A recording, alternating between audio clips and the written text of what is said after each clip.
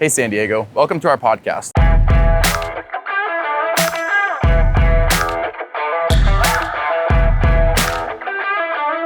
This is another recorded episode of Stay Classy San Diego, with video production provided by MaxLex Media at KCBQ with your host, Steve Wire. This podcast is dedicated to keeping you informed and engaged with the latest political events and trending news in the San Diego area. Join us on a weekly exploration as we sit down with prominent community members, political figures, insightful analysts, business leaders, and more.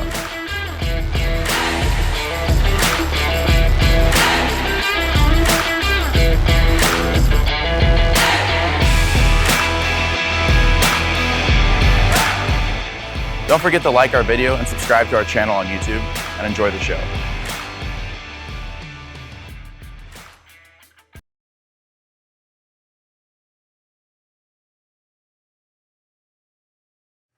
Welcome back, everyone, to another episode of Stay Classy San Diego. This is episode number 50. I can't believe it's already been a year. How it flies. But today we're really excited to have on Roman Koenig. Roman, thanks so much for coming to the studio today. Really appreciate your time.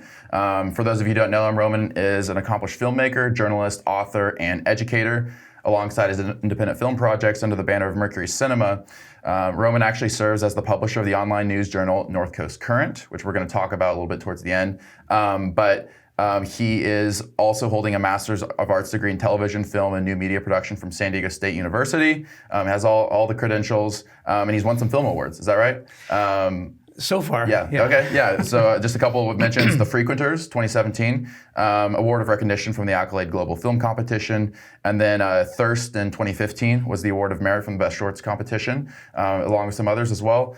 And you've gotten a whole bunch of professional journalist awards. You've gotten over 50 awards from the Society of Professional Journalists, San Diego Press Club, and the Los Angeles Press Club. So again, all the credentials are there. But here today, we want to talk about your film that you just produced, or that you directed, excuse me. Produced. Directed and produced, yeah, the man behind the whole show. Red Blooded is the name of the film. It's not publicly available yet, but will be early next year, is that correct? In yes, 2024? That's right. And just, I'm not going to spoil the film, but I'm going to just give a brief synopsis. The film is about a school board president who has very little tolerance for immigrants, students of color, and others, but gets the tables turned on her when she learns that her own son is a member of the kinds of groups that she and her husband target, leading to her own lesson in acceptance. And I just watched the film the other day, really enjoyed it. It's about 30 minutes long, give or take. So it's a short film, but I really enjoyed it. I was really struck by some of the themes in it, and without, again, spoiling some of the specifics, I wanted just to ask you, first of all, like, sort of explain to people beyond what I just said, like, what this film is about, just sort of what the setting for this film is, and this is sort of a brief synopsis. So basically, the setting of the film, it takes place in a fictional town called Geyser Oaks here in California.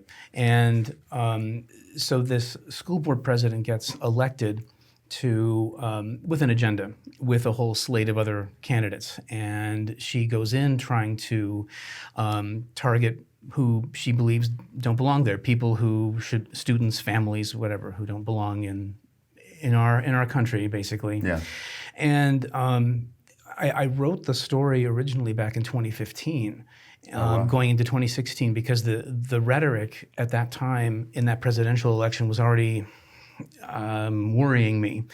And so I thought there's got to be a story here that I could express my concerns and have a good dramatic story at the same time. The original version of the script is not a lot like the one that ended up getting made, because then the pandemic came around. We had 2017, 2018. It sat on the shelf. And then over the pandemic, I pulled it out and updated it, because I had, 3 more years post-2016 to reflect. And so the version that we see now is what I updated over the pandemic, and we went into pre-production in 2021. Sure.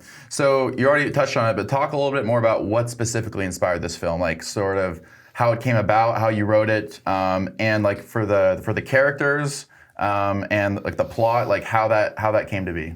So even by 2015, 2016, I was seeing in local elections a certain vitriol that was percolating up. Yeah. It wasn't just a national thing; it was already a local thing, and I was noticing it in particular in school boards, where the meetings were getting increasingly vitriolic, lots of lots of hate. I would sense a lot of public comments where the board would just be sitting there and couldn't really do much other than to have all this stuff thrown at them. But then we had board members who were also part of this element of uncivil behavior. And I just felt it was a really important topic to try to address in some dramatic kind of way. Excuse me. So it just sort of sprung from there. But the character of the school board president is inspired by, I will say, a few elected officials, but she's an amalgam. Local elected officials? Yeah, local, but like here also in San Diego County? Even, or?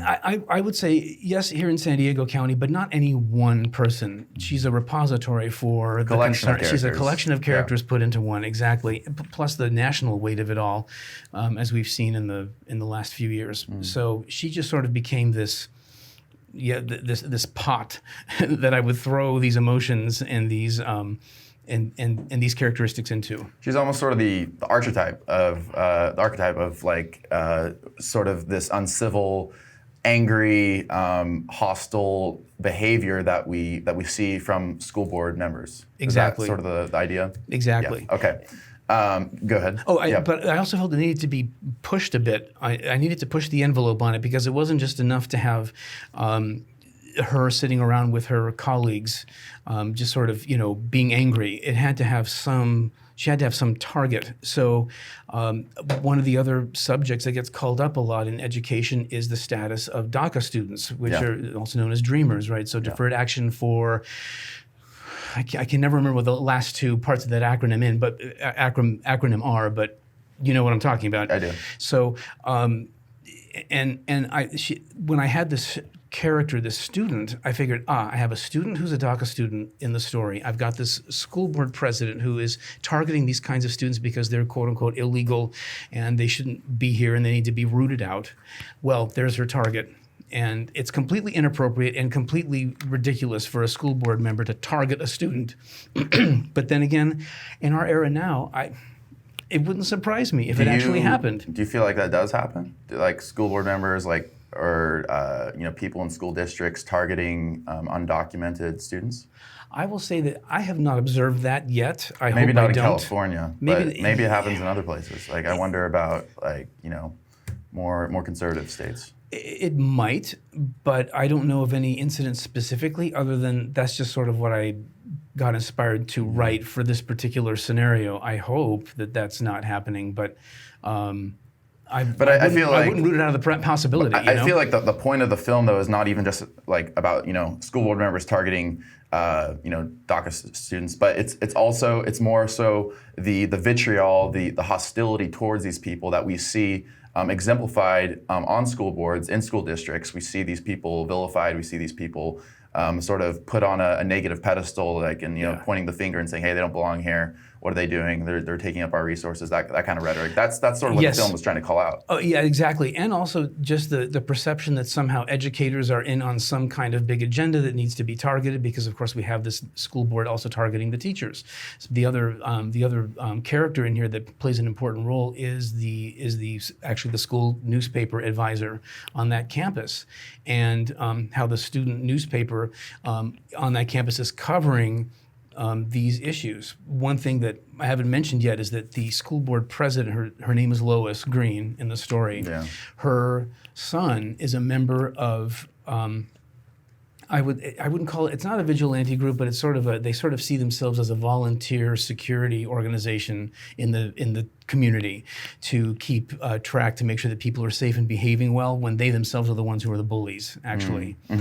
Yeah. Yeah. So you've already mentioned it briefly, but just to go into more of an explication, can you talk a little bit about how the film explores this idea of otherness in terms of sort of the alienation of those who we perceive to be in a different caste of society from ourselves. And the film, we talked about race, the film definitely plays with the idea of there's people who, in this case, it's an Asian American family that gets targeted. Of course, we also know that Hispanic Americans get targeted for this same reason. But how does the film sort of play with this idea of sort of the othering of people who are different from us, sort of different from the, I guess, quote unquote typical American, and sort of the alienation or stigmatization of minorities, because it's not just race, because we also explore the idea of, the film talks about, gay, LGBTQ students, and sort of how they face basically the same kind of singling out, the same kind of targeting as racial minorities in America. So what was the point the film was trying to make there? So that there's an element to the story I don't want to spoil, because there's a twist at the end that actually is where Lois gets her come to Jesus moment, for lack of a better term, where she sort of she changes her worldview as a result of something that happens in her own family, with the types of people that she targets. What do you do when you have someone that you target in your own family? Yeah. Exactly. So she has to make some decisions there by the end of the film. So I don't want to go too much into that, but I can talk about the sort of the mixing here of some of these elements. So yeah, we have an Asian American student who's targeted. We have a Latino student who's part of this security group, almost sort of like a Proud Boys type of scenario. And then we also have an LGBTQ element where we have students there also who are targeted, and Lois has to come to terms with that, right? One thing I want to mention about this is that when I cast the film, one of the questions I got from actors was, why is there a Latino student in what seems to be a white nationalist, what appears to be a white nationalist group? And my answer to that was, everything is thrown up in the air right now.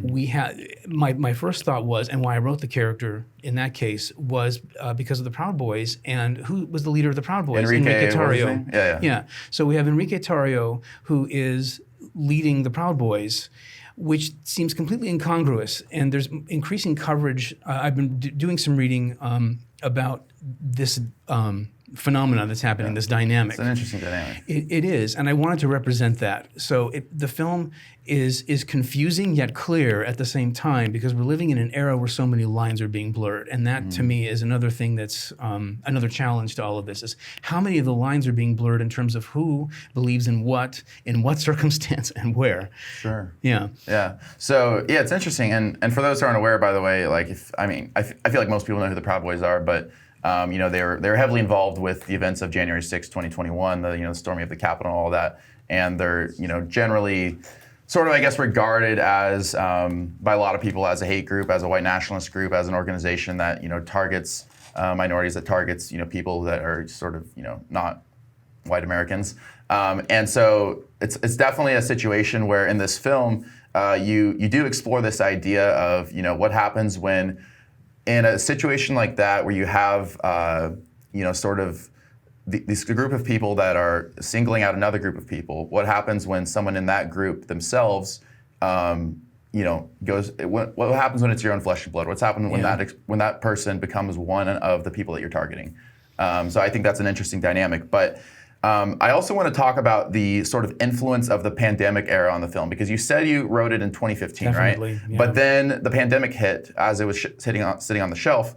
And so does this film, to a certain extent, seek to capture maybe some of the stresses and emotions of that COVID-19 era? Because I feel like from following the news, that was such a heated time for school boards and school districts. There was just so much vitriol, so much hostility over issues of the pandemic. Should students wear masks? Should they be on Zoom? Should they be in class?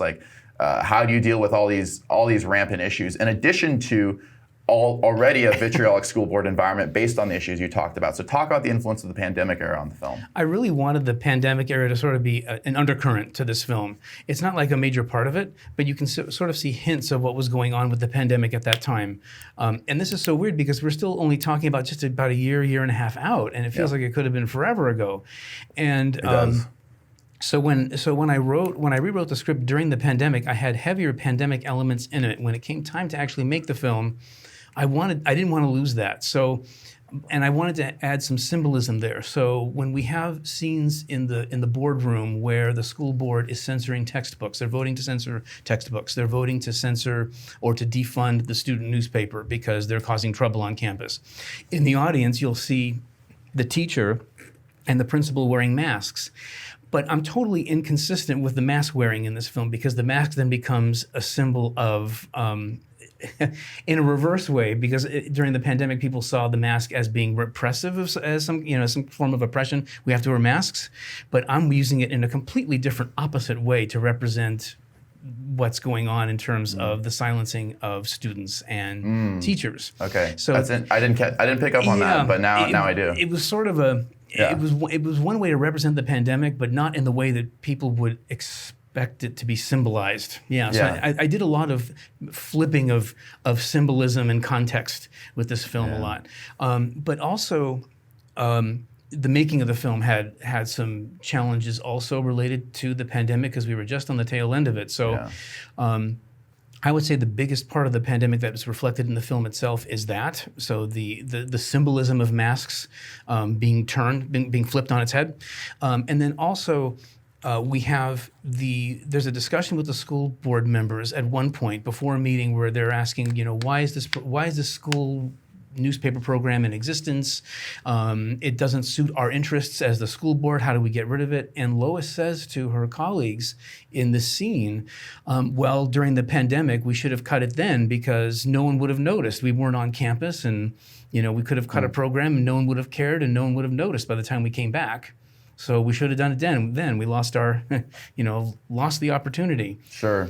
So going off of that, I want to talk a little bit about how school boards and school districts have sort of, it seems like, and correct me if this is an overgeneralization, but it seems like over the past 5 to 10 years have become more and more in our country a battleground for social ideologies. So I'm talking about LGBTQ issues. I'm talking about banning of certain books. I'm talking about there's the whole debate over drag queens in schools and certain what people are calling excessively sexual content in children's books at schools, or even the culture war with sort of how we look at certain parts of American history, right? Because there's okay, how do we teach about things like slavery, things like colonization, things that don't make America look so good, but are a part of our history? How do we incorporate that into history? You have Governor Ron DeSantis, I believe, and someone fact check me on this, but I believe that he recently basically signed a directive that rewrites Florida curriculum to where it's we're not going to talk about certain elements of history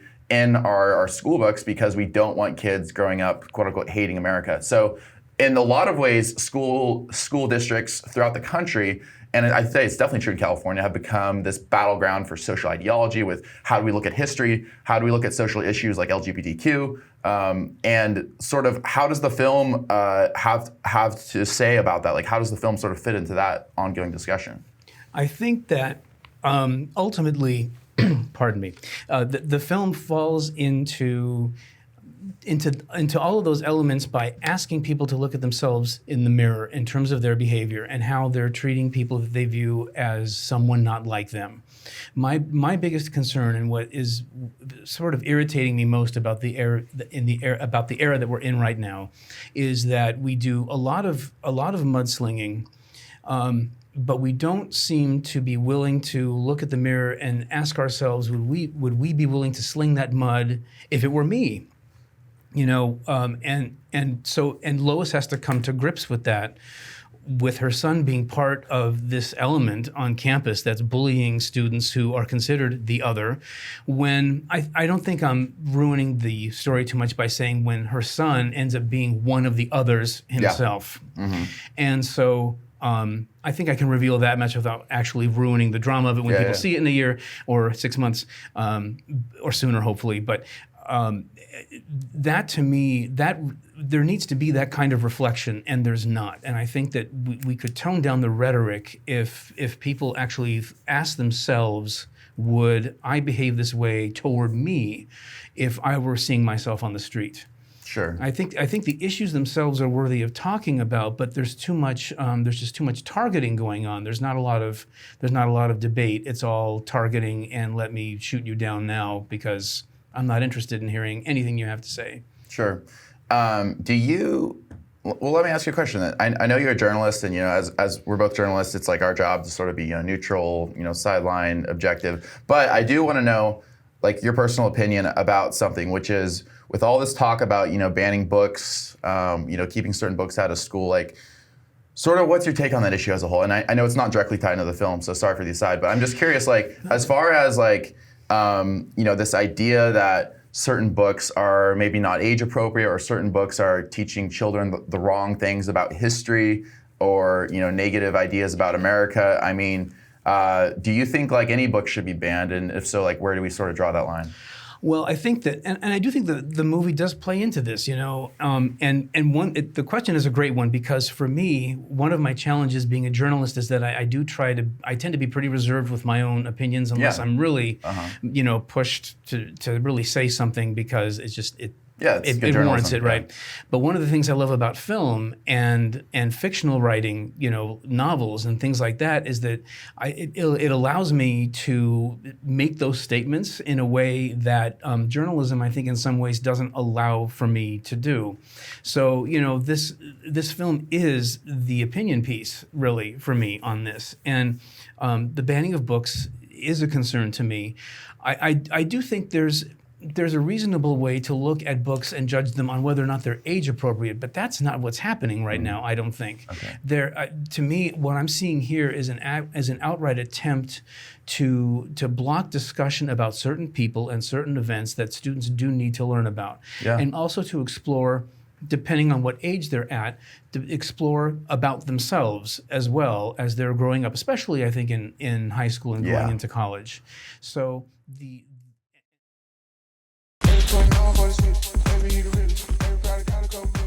Hey, Stay Classy listeners, Steve here, and we have a new friend of the show I can't wait to share with you. None other than Legendary Group, San Diego's premier nightlife company that specializes in making your nights unforgettable. If you haven't heard already, they are the best go-to source for access to the best events in the city and handling all your VIP needs.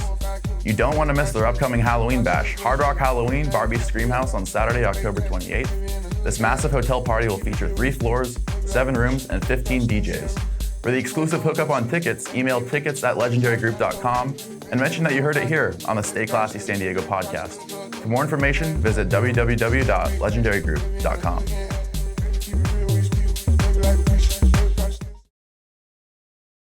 I think a lot of people would agree with that, by the way. That in high school is like a good time for kids to learn about some of these more sensitive subjects. Yeah. But maybe there's more of a debate to be had about like elementary, middle school, as far as sort of more graphic content, I guess, in books. And it's like, I remember when I was in high school, I was in theater and I was in journalism in high school, so no surprise there necessarily. But I remember, we would do a show and we would have parents.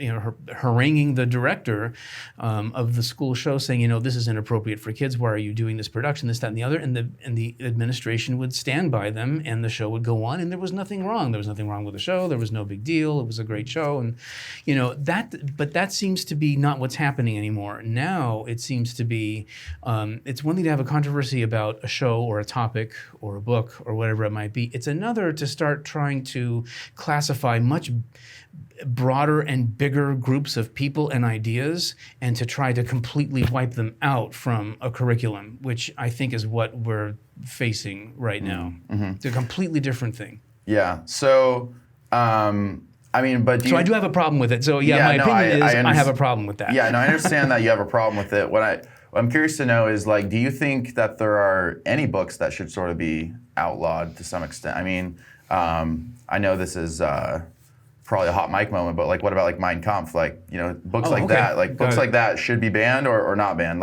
How do we draw the line, to some extent? I do not think that Mein Kampf should be banned, although it was for a time after World War II, which made perfect sense. Yeah. Just like the movie Triumph of the Will was, which was sort of the ultimate Nazi propaganda film that was made in the 1930s by Hitler's signature filmmaker Leni Riefenstahl. That film could not be seen in the United States for a long time. Well, I think for at least a good 10, 15 years. So, 1950s into the 1960s.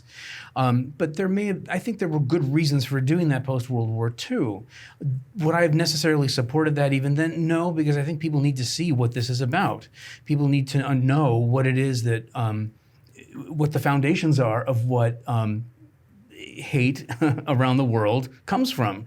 And Mein Kampf is part of that. To censor that book and not have it out there for anyone to read, it opens it for people to read who are interested in it, and they go, "Ooh, I agree with this, and I'm going to be, a white supremacist myself." Inflammatory, right. But it does no one any good on the other side to not read, to understand that, so that they can find ways to mitigate it in some way. Sure. So, well, I think the best way to deal with something like that is to put it in the open and disprove it, to actually refute it with dialogue, right? Because I think our system's supposed to be. Yeah, that's the way that our society is supposed to operate with free speech, right? Is the way to combat hate speech is, I think, not by outlawing all speech that you don't like, but it's by using more speech to refute those ideas, right?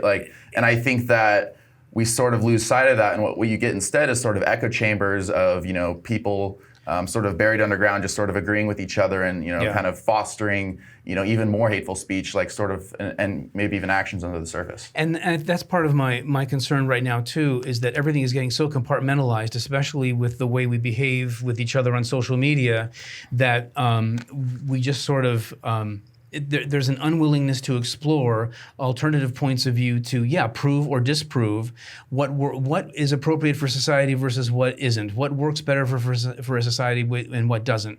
And I think history, even in most recent history, shows that when you have more totalitarian elements and nationalistic elements, because it's not just white nationalism, it can be nationalism in another form somewhere else.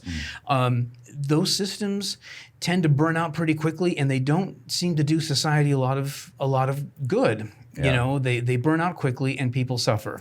Well, sorry to interrupt, but I just wanted to explore that a little more. So the film talks a lot about, I want to get back to the film, but the film talks a little bit about talks a lot about just the level of anger that we see in civil dialogue at specifically the school board level, at the community level. I mean, you've been around longer than me. Can you observably say that, in the time that you've been a journalist, and the time that you've been producing films, and the time that you've lived, that the level of sort of anger in school boards, not just school boards, but the level of political polarization, the way that people engage with each other in dialogue has evolved, and not just talking about devolved. Devolved, and not just talking about it's whose fault it is, Trump or whoever people cast the blame at, but talking about how you've seen that evolve in the past, say 10 to 15 years. I think it's really the extremes have gotten just really a lot more extreme. It's really worrying to me, and I'm noticing I'm one of those who likes to sort of see things a bit more broadly, and I don't think that it's very easy to label. It's very easy to label conservatives with this, frankly, but I'm sorry, I think that liberals are perfectly capable of this too. I've been at the receiving end of both. My outlook as a journalist is, if you're angering both sides, you're probably doing your job doing your job great. Well, we've been there, and we'll talk about that later with our situation last year. Yes, but, in politics and in our communities, yes. But so it's coming from both sides increasingly now, and I think it's hard to say, well, it's just one side that's behaving this way. No, maybe one's in reaction to another, but that's part of the evolution of this. If one side needs to react to another because the vitriol is so strong, then both become vitriolic, and now we're getting nothing done because we're doing nothing but shouting at each other. And we see that in the school board meetings. People literally, all the viral videos of people literally shouting in school board meetings, people railing at the school board, parents going at each other's throats. That seems new, or that seems like a more recent development. And I've covered education as well as being an educator. I've covered education as a journalist in our communities in North County, and I don't remember the tension and I don't know, just it's a tension. I don't remember this kind of tension and this kind of hostility. It did not used to be the case. I don't remember public comments ever being anything like what we see today. City council meetings too, by the way. City council meetings as well. And there would be, most of the time, what normal used to be was that there would be very few public commenters at a meeting unless the issue warranted it and if people were really passionate about it. Now, you have groups that are just calling in to take up time and to spout hate. or to spout whatever it is that's disruptive, because the point is to disrupt. It's not to actually foster any discussion about issues that are actually a concern. It's simply to disrupt. I don't think there's any purposes to it other than that at this point in a lot of respects. How do you think that, and I'm not asking you to explain the entire history of civil dialogue in America here, but how do you think that sort of devolution, is that a word? Yeah. Devolution sort of starts? Like, how does that really, like, what's the origin of that? Because, I mean, you look at, does it go back to sort of like maybe a breakdown in commonly shared values? Is it something else? Like, sort of where does that start, and like how do we push against that? I think part of it might be a breakdown in a common sense of direction, of what the country or the community is about. But I think I tend to be a pretty heavy critic of the internet, as much as I use it like anybody else for the incredible tool that it is.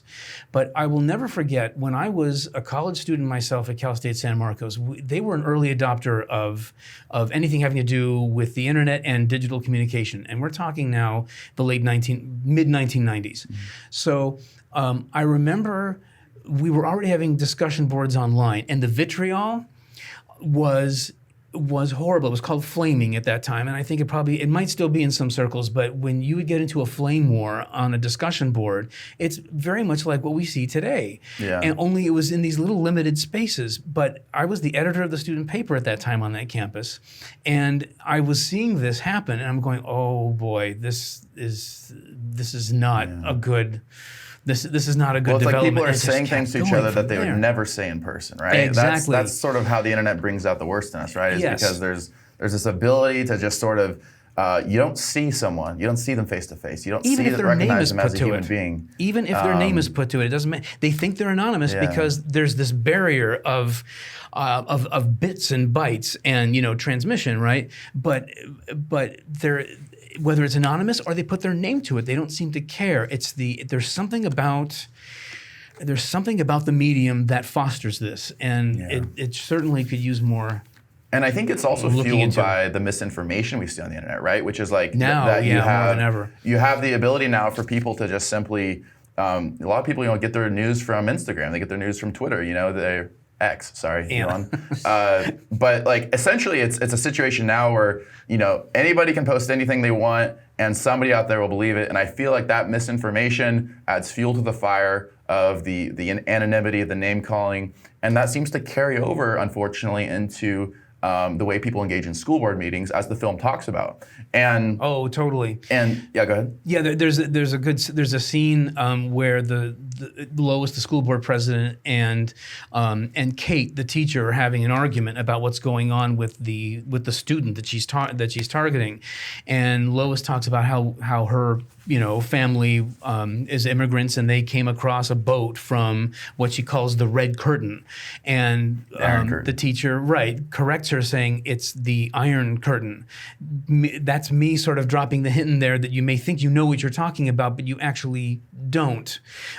So choose your words and choose your research carefully. One of the things that the teacher says at the end of that conversation is, find out more about who it is you're going to destroy. Get to know them before you actually, pull the symbolic trigger on them. Yeah. So I wanted to ask you, like, this film covers a lot of different themes, but one theme that I sort of see in the film is, the main character, what's her name again? Lois. Yeah. Oh my God. I've seen the film, I swear. No, but I forget too sometimes. I'm like, what's wrong with me? So Lois, like, again, without spoiling the film, she kind of has this come to Jesus moment. She comes around, she sort of sees the error of her ways by the end. And there's sort of a slight sense of redemption at the end for Lois in terms of the way she comes around. And this film sort of explores these ideas of, sort of forgiveness, of revenge, of, people taking, the students, again, without spoiling it, taking revenge on each other for perceived wrongdoing. Yep. And even that carries over into how the adults engage with each other. So what do you feel like this film has to say about these themes of forgiveness and revenge, and just sort of, at a very human level, how we deal with each other, how we engage with each other. So I co-produced this with two friends and colleagues of mine from film work we've done before. I have to mention their names: Jenny Olsen-Six and Rihanna Basor. So Rihanna and Jenny and I have been talking about these themes, and Jenny said something to me that, if I can get the words right, that play right to this, that the story is it's not so much a redemption story for Lois, because she's still the person that she is at the end, although her perceptions have changed. So it's not so much a redemption story as it is as a discovery story, a journey of discovery where someone learns and grows and becomes a better person.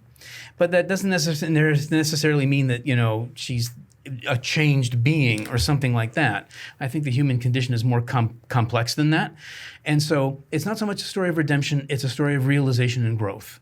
And her fiery personality is now used, if you recall in the film, that once she realizes that the wrong she's done, she's using that same fiery energy to fix the wrongs that she's created. Yeah. So it's a story of a journey and learning and coming to realize, but not necessarily redemption in terms of being a whole new being out of Sure. it. Yeah. Well, I hope this next question isn't a distraction, but I do want to play with what you just said, which is, you mentioned that there's some realization, some growth, but at the end of the day, she's still the person she is. In your opinion, not to be overly philosophical, but do you actually believe that a human being, with as complicated as we are, as complex as our condition is, the way our minds work, that a human being can really change who they are on that level? Or do you believe that people can sort of alter the exterior, that we can sort of modify ourselves, but that we sort of are who we are? And sort of tying that into Lois's character? I would say I'm much more hopeful than the film would show. Okay. Yeah. So your personal opinion might be slightly different from the way her character comes off. I mean, I think that no, I do believe that people can change, and that they can see their wrongs and actually be changed people based on the experiences that they go through. So so I do believe that there can be there is that. So is it redemption in a case like that? Yeah, I do think people can redeem themselves. I really do. I don't think the film goes that far with her, but I have to say, originally when I wrote it, my intention was that would be the case. But after feedback from Jenny and Rihanna and others, the sense that they had was that, not quite. It's a little bit open-ended maybe. But she certainly has a much more open mind. And sure. She's opened her life and her eyes, to realizing that people are more alike than not. Yeah. And that includes people in her own family, There's, I think, another character that we haven't talked about that factors into this to a lesser extent is the father figure, who's one of the heads of this, this patrol group that we have in the film called Fourth Freedom, and they're sort of the anti-immigrant group that's sort of trying to round them up. But it's cloaked in this, we're here to help the police and schools to stay safe. BS, yeah. Right. So when Lois sees the dynamic that happens between her son and her husband as a result of, the realizations that come through, that are revealed in the story, that also is part of her change in perception, because she's been targeting other people, her other children rather. She targets other children, but as soon as she sees her child being targeted in her own home by her own husband, the father of her child, that changes the picture entirely for her. Yeah. Yeah. I'm curious, and maybe the answer is just no, but that particular plot twist with the family dynamic, discovering that their child is actually one of these groups that they sort of despise, was that maybe perhaps partially inspired by a situation in your own life, maybe somebody you knew, or something you heard about, or was that sort of the generic, family finding out about that kind of moment? And I'm trying not to spoil the exact nature exactly. of this plot point. And we're doing all right on that so far. We're dancing around it, yeah. We're dancing around it enough. Hope maybe we'll raise more interest to actually reveal what that is. Yeah. What is the kid? What happened to him? Yeah. Yeah. Watch the film, find out. Exactly. Yeah. It's more generic. It really is more generic. Because when you have, I've got this white American family, and then I've got this multiracial, multi-ethnic, diverse high school campus, and I thought, well, how can I have her come to this moment of realization? It can't be with them, because that's not going to change that situation with the Korean American student that she targets originally. So it has to be someone in her own home. Well. There's no sense of ethnic diversity in that particular household, because they are who they are. So I had to find some reveal that would allow that realization to take place, that would make sense. Sure. But also at the same time be just as relevant as anything else. And so that particular plot twist, I tried to factor that into it. Sure. Which actually works really well, because the topics of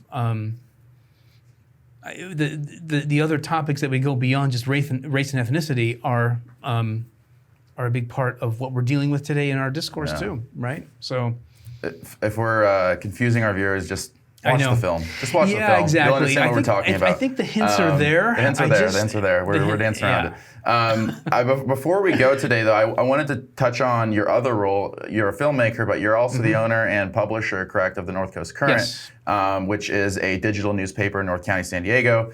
And I wanted to ask you, journalist to journalist, what it's sort of been like since you started the Current, and maybe some of the challenges, and we can talk about the positive stuff too, but sort of the challenges that you've faced during that time period.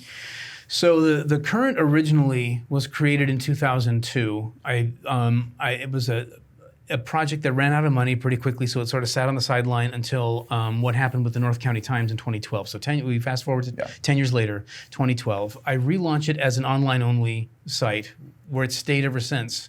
And I recreated it to fill a void that I was concerned about with the North County Times being closed and sold to the Union Tribune and folded in there.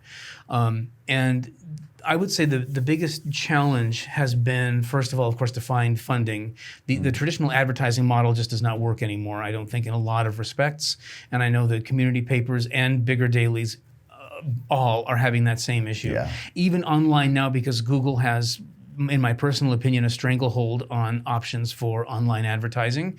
And so the big man on the block, yeah, and so 10 cents a day for advertising is just not going to cut it.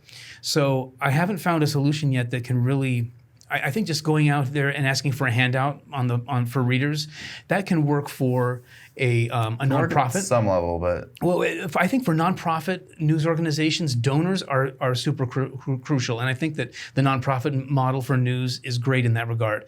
But I felt as a for-profit for myself, as a company, I felt uncomfortable. Run a business. I felt uncomfortable asking for quote unquote donations when I'm not a nonprofit. I don't feel right doing that. So I'm trying to find a model that allows me to ask for or to seek community support in that way, while providing something in return that's not just more stories online. Sure. That's sort of the challenge of what I'm trying to sort out right now. Yeah. Well, I mean, I think it's no secret, obviously, that print newspapers across the country are not doing well. I mean, I personally know of a whole host of newspapers up and down California that have closed in the last 10 years or so, and I'm sure you know a lot more than me. From working at several newspapers, I know the dynamics behind the scenes. I know how challenging it is, like the thin profit margins, how much some of these papers are struggling. And it's not really any secret to some extent why, right? People are getting their news online. People are no longer engaging with a print newspaper. People are, not paying as much attention to local news as they used to, perhaps. Like, people aren't engaging at that level in the way that they used to because of the nature of online news, right? Because things are moving online, it's sort of leaving newspapers in the dust. But beyond, if we take out the internet, if we take out the online stuff, what do you think else is going on with the struggle of the newspaper industry right now? And why is that a problem? For people who are so what? But why is that a problem that we are losing some of these local newspapers? Well, without having sources of information, and let me say multiple sources of information, people are not able to make good, educated decisions for themselves, and that might be part of the reason we're seeing what we're seeing today, just in our society in general. That it used to be that news outlets were institutions in a community, and they would be trusted institutions because first of all, there was a variety of them, and second of all, because they had a sense of presence in the community that websites don't have. I mean, and I'm just seeing that myself. I think that the issues of online journalism versus print news is all still rolled into that. I don't think you can have one part of that conversation without the other, in general. But I think that without having multiple ways of getting information, you are just not able to make as good decisions. That would be my. Well, I'm not saying it as frankly, as I could have. You're making the point, and just to add on to that, I mean, I think that as journalists, obviously, I'm gonna make the case for newspapers right now. Like basically, like when you lose local newspapers, what you're really doing is you're disengaging people from their community. They're disengaging people from what's going on in their community. People don't know what's happening at the city hall. People don't know what's going on in local government. And when that happens, I feel like people become very sort of disengaged from just what's happening in their community. They become disengaged from local issues, and those local issues matter. Those local issues do matter. Like what schools get built. What goes on in our schools. What roads get built. Local housing projects like we've covered in Encinitas and Carlsbad and these other North County cities. Like these are all issues that affect your day-to-day life, and you feel like you don't have any connection to what's going on there. And the newspapers, traditionally were acting as sort of this arbiter of the sort of the political side of things to the people, this sort of perfect medium, and we're sort of losing that. And I think what you're getting is more people getting their news from the internet, more people getting their news from Twitter, from Instagram, from memes, from Facebook, believing rumors that they see, believing disinformation, and that leads to chaos, right? Like you see people who are in these little echo chambers where it's like, okay, where do you get your news? It's like, oh, well, I get my news online. It's like, okay, where do you get it? It's like, oh, I get my news from I don't know, something what's no one's ever heard of. Like the Daily Stormer, or like some extreme like newspaper that is run by a bunch of idiots. Like you get these people who they have no. There's no way to verify what they're saying. There's no way to actually fact check it. There's nothing like that goes on, and that's the problem with people getting their news. That's the problem with losing these local newspapers. And they're run by people who are not trained in basic journalism, in the processes of doing the work well. So. There are a lot of people who call themselves journalists now simply because they have a website, not because they actually know what they're doing. It's sort of like saying I'm a surgeon just because I slice someone's arm with an X-Acto knife to pull out a splinter. That's one of the issues I have with all of that. The thing also about newspapers, the way the model up until now is that. And I think this goes for radio and television as well, is that they had presences in communities because they were seen, and they were heard, and they were watched. You had the big newspaper office in downtown. They'd have the big sign up on there. Whether it was a small town or a big city, you knew where they were. They had the presence there, right? You would see the newspapers at coffee shops, supermarkets. They were visible everywhere. The problem with websites is the realization I had a few years ago is how do you scream in a room full of screamers? Because you can have the North Coast Current online, you can have the Encinitas Advocate, the Coast News, you can have the new Escondido Times Advocate, Voice of San Diego, Beach and Bay Press, or whatever it might be, exactly. And unless you know what it is you're looking for, you're never going to see them because you have to know what you're looking for online to find them in the first place. You have to wade through the garbage. Right, and that's only if they show up in the searches, and you've actually, in some cases, paid for the privilege to show up towards the top.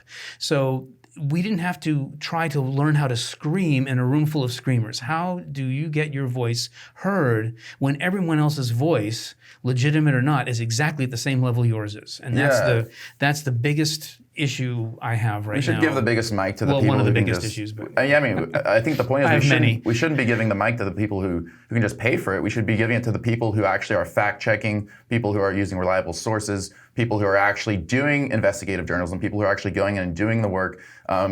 Journalism's a hard job, and I know there's a lot of talk about Elon Musk is always like, oh, newspapers are just like, basically rewriting what was already on Twitter. That's not the case. Newspapers actually, like good quality newspapers, the ones I've worked for, actually do independent fact checking. They actually use reliable sources. They use multiple sources. They actually, we do hour-long interviews with people sometimes longer. It's a collection of information over a sustained period of time that is then run through a gauntlet of editors, of fact checkers, of sources, and then that's the finished product.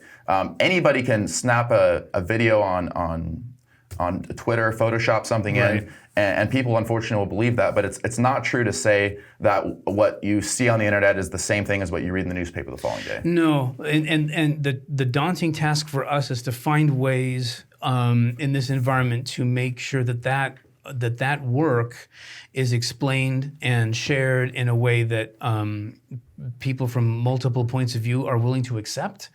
I don't think we're there right now, and maybe I don't think it's because we're that we're not doing our jobs. Although there is a chilling effect going on just because of people's behavior, and we being targeted as journalists as just as much as educators and elected officials as well. There's a chilling effect going on, so we have to fight that too. I'm sort of right now I've become less of an answer person and more of here's our problem. Maybe we can find some hope in all of this, but I don't know what the answers are quite yet. Yeah, I'm still exploring them myself. I'm with you there. Since we only have a few minutes, I just wanted to circle back one more time and ask, Red-Blooded, obviously, tremendous film, but do you have any other projects at all that you sort of want to promote while you're on here? Anything else that you're working on? Or are we not quite there yet? Where are you at? Not quite there yet. I actually, so I finished editing the film in July, got the sign-off from Jenny and Rihanna. We're all happy with it. It's good to start shipping to festivals. And since that happened, I'm sort of now I'm a blank slate. I've been waiting for, do I pull another script off the shelf, which I've got a few, or do I just do something fresh now? And so I'm sort of in a blank brain, in a blank brain mode right now. Sure. What festivals, by the way, did you submit the film to? Red-Blooded? So the film is right now. I'm waiting. Right now, we're in a holding pattern, waiting for word back on whether the festivals will accept the film for screening. So among the ones that it's been submitted to for consideration are the Borrego Springs Film Festival, Oceanside. There's one called. Let's see. I do have it submitted to Slam Dance, which is in Utah, among others. I don't want to mention too many of them because I don't want to give an indication I'm trying to sway festivals to accept it. Sure. So I'm just running them off because those are the ones I've entered. There's no guarantee that we'll get screened, but knock on wood, we will. Hey, well, if I have anything to say about it, it's going to get screened and Thank it's going to win. Well, I'm really happy that it's winning awards already, though, because some of the online festivals, at this point, if you go to the IMDb page on the film, it's got 30 awards to its name already from 3 online festivals alone.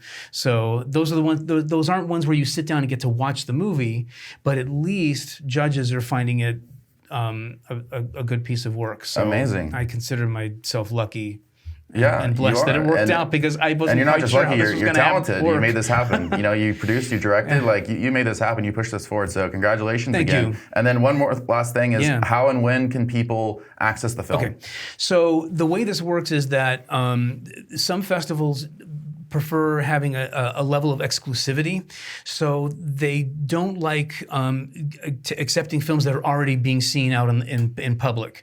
So I have to sort of try to balance between that. So I'm waiting right now for it to at least show up in a few festivals first before I release it to actually show and to actually have people pay to show it, to see it on on streaming services and to find a distributor until after it's gone to at least a few festivals. That means that probably it won't be publicly available until maybe March, April, May, depending on how the festival acceptances go first. Well, and not all filmmakers do it that way. I'm just choosing to do it that way because I don't want to sacrifice potential festivals that I would like a chance to be screened at. Awesome. Yeah.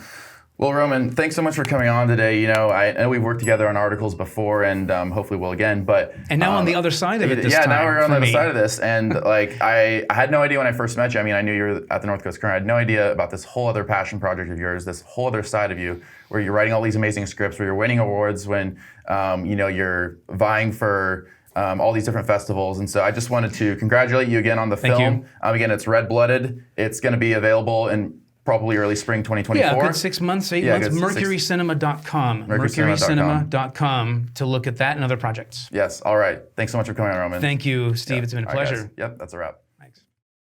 This has been another recorded episode of Stay Classy San Diego with your host, Steve Wire. Thanks again to our sponsor, MaxLux Media and MaxLuxMedia.com.